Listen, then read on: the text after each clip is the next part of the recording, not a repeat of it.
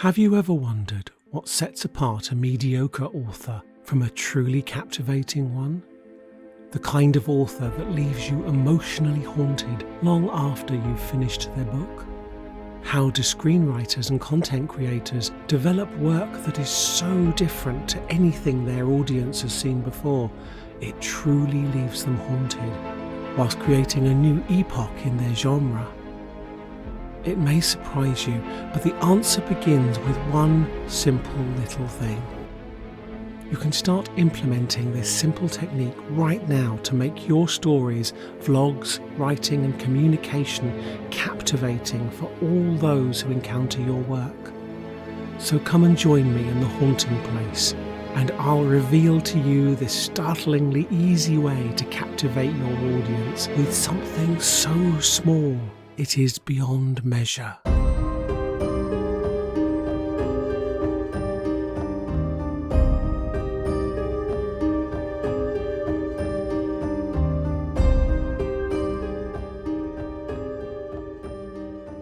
Welcome to the haunting place.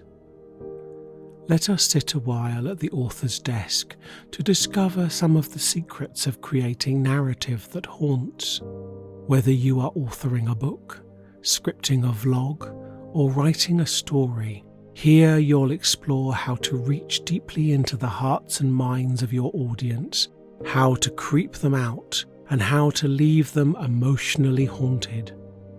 Tonight we turn our attention to a very simple technique that will haunt your audience in devastating ways. The media author's endeavour of captivating their audience begins with the very first words of the story.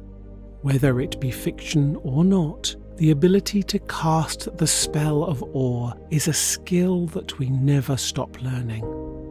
And with this in mind, there is an endless repository of tools and techniques at the author's fingertips, only limited by their determination to discover them and tenacity in how best to employ them. In this endeavour, let us sit at the author's desk and look at a very specific, easy to use and simple to learn authoring technique that will captivate and haunt your audience when presented effectively. The standard way of approaching story structure is as a linear journey from the beginning to the end. Even non-linear narrative is viewed through the lens of a starting point and a destination when it comes to the final product.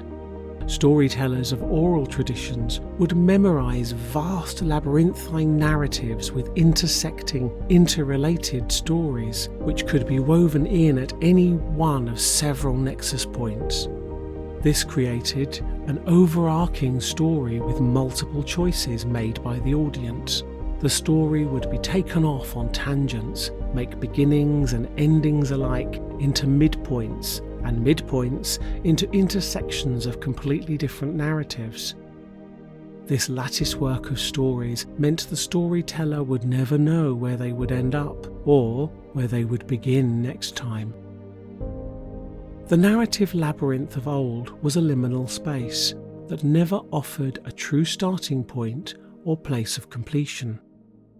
The meaning of story was to get lost within it, for even those early storytellers of human community knew that life is a story.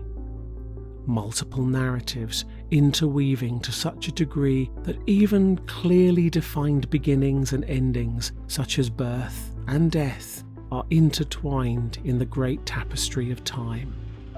So much so that we cannot truly say where our own story began, with our parents meeting, or their parents, or even further back, nor can we truly know how our own story will end. When we embrace the authentic nature of liminal space in narrative, we approach the stories we create with that space as a foundation. The stories themselves are structured as liminal spaces, and how they are constructed from the words we choose pays homage to the forces that give liminal spaces their structure. So a physical place, such as a square room, has 4 walls, a ceiling and a floor, essentially a cube. Two walls are always in polarity to each other, as are the floor and ceiling. Plus, two walls always support a third. The floor supports all four walls, which in turn support the ceiling. The floor is a foundation for the story. It is the core of your audience's experience of the world, as it meets them in some real-world way. It reflects their reality. The ceiling is the overarching themes of the story, the narrative you want to tell. The walls are supported by and support all aspects of the space, whilst three polarities always exist. These give meaning and strength to the narrative liminal space. It is the polarizing forces that we shall explore here today.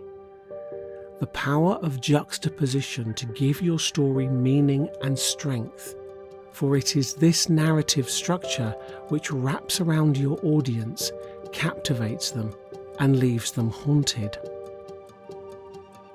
Take something small, a grain of sand, a mote of dust, a drop of water, something unimportant and mundane.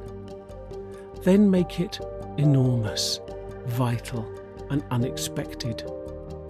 Repeat until you have a real sense of physical reality in your, if you'll pardon the pun, passage. A single drop of water suspended on the edge of the glass, unremarkable in shape and refraction of the light. It seemed no different to any drop of rain that has ever fallen upon her, and tasted no different to all the sips she had ever taken.